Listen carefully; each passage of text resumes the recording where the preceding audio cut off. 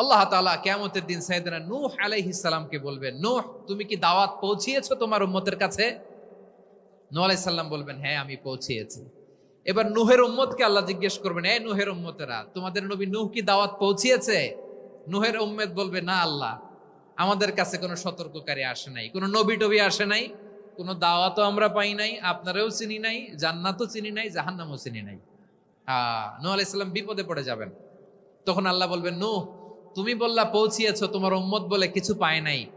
নূহ তোমার কি কোনো সাক্ষী আছে? তোমার কথা আর তোমার উম্মতের কথা তো মিলে না। তুমি বললা তুমি আমার নির্দেশনা দাওয়াত পৌঁছে দিয়েছো, কিন্তু তোমার উম্মত বলে পায় নাই। নূহ তোমার পক্ষে কোনো সাক্ষী আছে? নূহ আলাইহিস সালাম বলবেন, আছে। কে?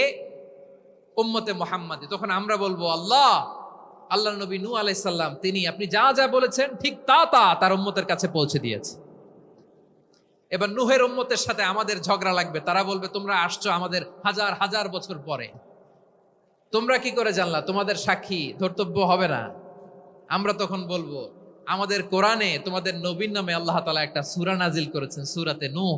আওয়াজ করে পড়েন আল্লাহু আকবার।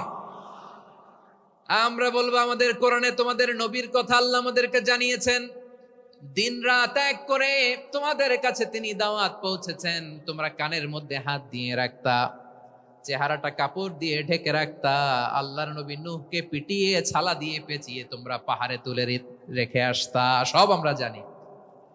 আমরা যখন বলবো এই কথা, নূহের উম্মত চুপসে যাবে।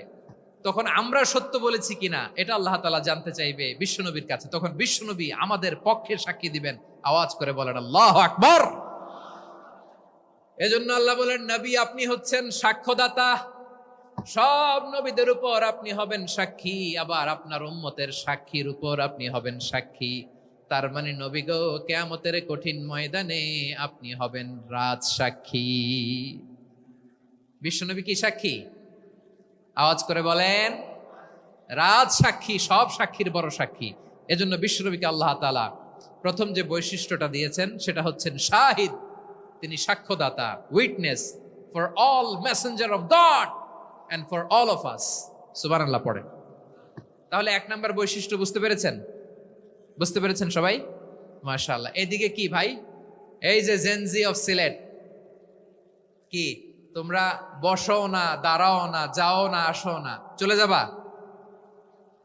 এই লক্ষ মানুষ ঠেলে তোমরা যাইতে পারবা? হ্যাঁ,